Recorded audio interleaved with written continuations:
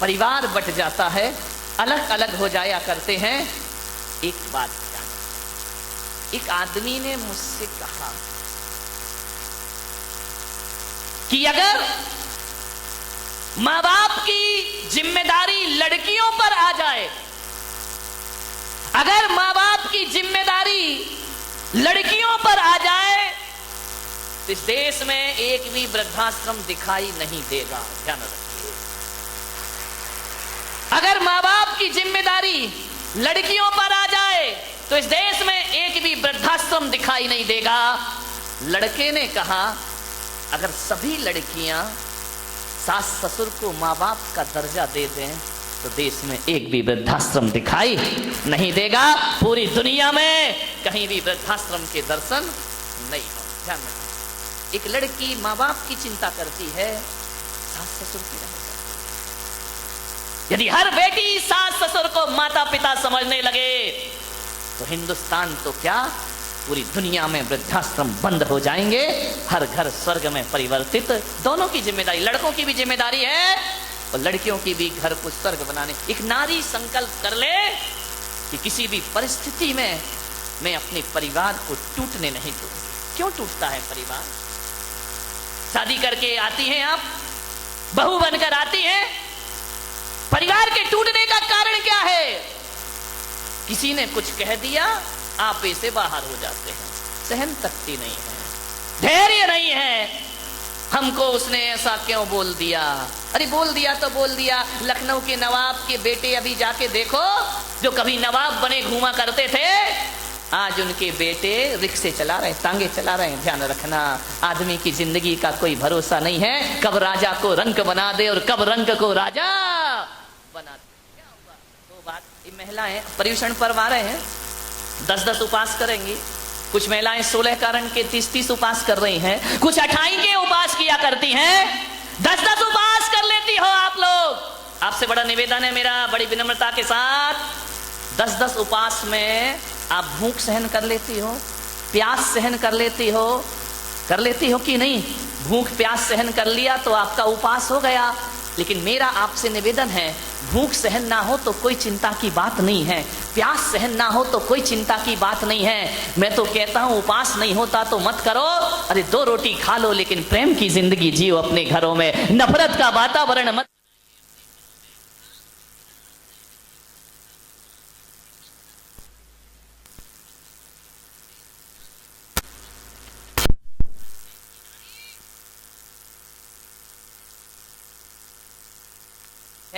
प्यास सहन हो जाती है, लेकिन घर में 2 बात किसी की सहन नहीं हुआ कर। मैं कहूंगा भूख प्यास सहन करने वाला उपास हो या ना हो, परिवार में 2 बात सहन कर लो, इससे बड़ी तपस्या दुनिया में कोई दूसरी नहीं होती है। किसी 2 बात सहन कर लो, किसी ने 2 शब्द बोल दिए, सहन कर लो मेरे भाई। यदि सहन कर लिया, इससे बड़ा कोई तपस्या नहीं, इससे बड़ी कोई साधना नहीं है। सबसे बड़ी साधना यही है, सासू ने कुछ कह दिया सहन कर लीजिए, बहू ने कुछ कह दिया सासू सहन कर ले, देवरानी ने कह दिया जिठानी सहन कर ले। इससे बड़ी कोई साधना और इससे बड़ा कोई पर्युषण पर्व जीवन में दोबारा आने वाला। जहां भावनाएं हो, जहां संवेदनशीलताएं हो, जहां त्याग हो, जहां बलिदान हो, जहां एक दूसरे के मान सम्मान का ध्यान रखा जाए, उस समूह को मैं परिवार का नाम दिया करता हूं। वह परिवार समझा जाता है परिवार। ध्यान रखना मान्यवर, परिवार बिखर रहा है, मकान बन रहा है, परिवारों को संभालने की कला सीखिए। आखिर 2 भाइयों के बीच ऐसा क्या घट जाता है, ऐसी कौन सी बात आ जाती है कि एक भाई दूसरे भाई का दुश्मन बन के खड़ा हो जाता है? ऐसा क्या बात मन में आ जाती है बड़े होते होते कि एक भाई कहता है ये धंधा तेरा है और एक भाई कहता है ये धंधा मेरा? परिवार बट जाता है, धंधे अलग अलग हो जाते हैं, व्यापार बट जाते हैं। मुझे समझ नहीं आता कि एक खून इतना भी बट जाया करता है कि एक दूसरे से बोलना और देखना भी पसंद। ये हालात है हमारे देश के। भाई भाई में झगड़े हैं, बेटे और नहीं बनती है और हम धर्म की बड़ी गहरी गहरी बातें किया करते हैं।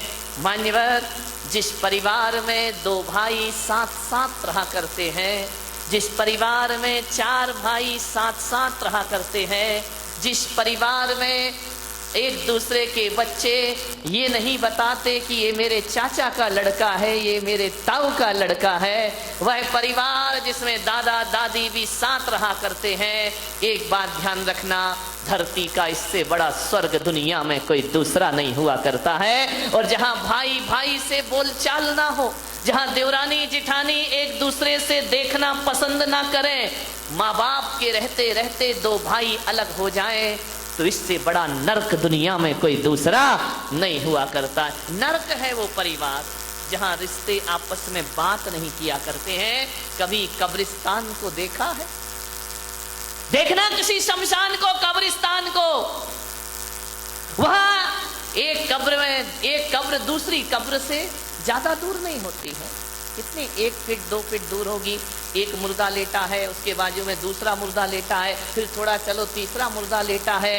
हजारों मुर्दे कब्रिस्तान में लेटे होते हैं, लेकिन कभी एक बात ध्यान रखना, ये कब्रिस्तान में लेटे हुए मुर्दे केवल लेटे रहते हैं, एक दूसरे से बात नहीं किया करते हैं, एक दूसरे से संवाद नहीं किया करते हैं, एक दूसरे की तरफ देखा नहीं करते हैं। तो जिस घर में 4 भाई एक दूसरे से बात करने को तैयार ना हो, तो वो घर घर नहीं, मेरी नजरों में कब्रिस्तान हुआ करता है। अरे कब्रिस्तान में तो फिर भी ध्यान रखना, मुर्दा लेटे होते हैं, लेकिन घरों में यदि बोलचाल नहीं है तो आदमी जीती जागती लाश सा जीवन जिया करता है। जिंदगी उसकी मुर्दों की तरह हुआ करती है, बोलचाल नहीं है, एक दूसरे से बात नहीं करते हैं।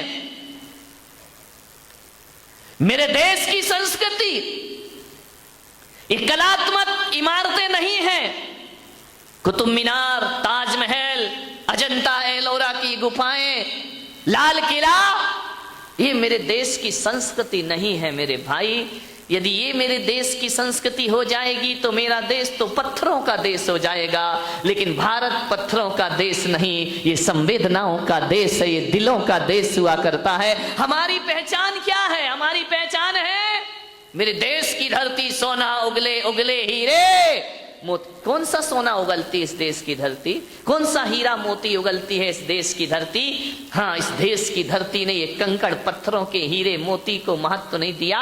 मेरे देश की धरती तो ऐसे हीरे उगला करती है, ऐसे मोती उगला करती है, ऐसे जवाहरात इस दुनिया को दिया करती है, जहां एक पिता यदि वचन दे देता है अपनी पत्नी को, तो मेरे देश का हीरा 14 वर्ष को वनवास स्वीकार कर लिया करता है। एक माँ पिता के वचनों को, ये हीरे हैं, ये कंकड़ पत्थर वाले हीरे मोती नहीं है। ध्यान रखना, असली हीरा वो जो पिता के वचनों की खातिर 14 वर्ष का वनवास स्वीकार कर लिया करता है। मान्यवर, दशरथ ने वचन दिए थे रानी कैकेयी को।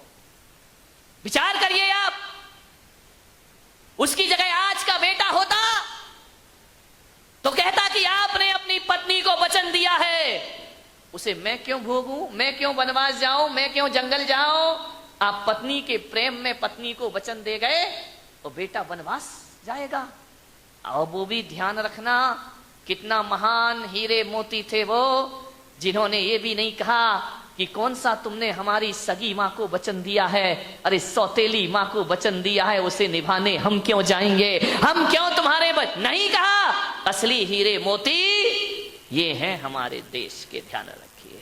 चल दिए राम लक्ष्मण वन की ओर बिना कोई प्रश्न किए। मान्यवर, धन दौलत से परिवार नहीं चलता, भाईचारे से परिवार चला करता है। ध्यान रखिए, भाईचारा होना चाहिए हमारे। देखो, ताली बजाना है तो ढंग से बजाओ, नहीं बजाना तो मत बजाओ।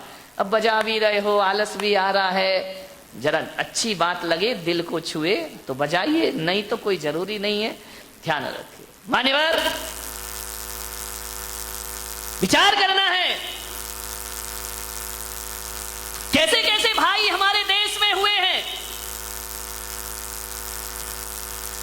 मान्यवर, मेरा आपसे निवेदन है, अपने बच्चों से प्यार करो, लेकिन पुलक सागर की एक बात याद रखना कि इतना प्यार मत करना कि उसका भविष्य खतरे में पड़ जाए। ध्यान रखिए, इतना भी लाड़ प्यार मत करो क्योंकि तुम्हारी बेटी को पढ़ो दूसरों के घरों में जाना है। एक बात याद रखना, कितना भी लाड़ प्यार कर लेना लेकिन बेटियों के स्वभाव पे ध्यान जरूर देना।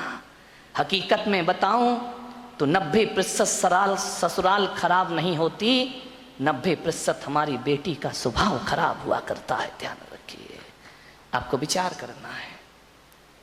इतना लाड़ मत करो कि वो जिद्दी हो जाए, वो बड़े छोटों का भेद ही भूल जाए, वो मान मर्यादा ही भूल जाए, वो भूल जाए कि मैं भारतीय नारी हूं। ध्यान रखना, सुविधाएं दो, इतना मत देना कि कल तुम्हारे लिए उसका प्यार दुखदाई बन जाए। ध्यान रखिए, उस पिता ने, सेठ ने बहुत प्यार किया अपनी बच्ची को, इतना प्यार कि वो लाड़ लाड़ में लड़ंका हो गई।